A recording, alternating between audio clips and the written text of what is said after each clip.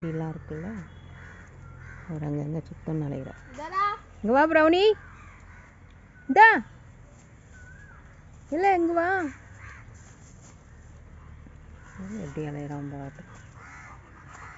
அடி கொடுக்கணும் பாப்பா. அப்பா அம்மாவுக்கு ஜாய்.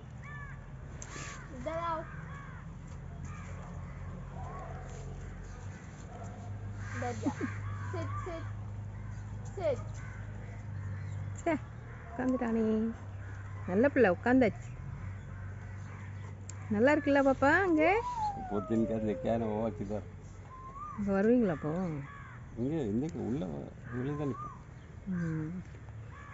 உனக்கு இடம் பிடிச்சி போச்சு, அதனால் உட்காந்துட்டாங்க. ப்ரௌனி ப்ரௌனி இந்தா.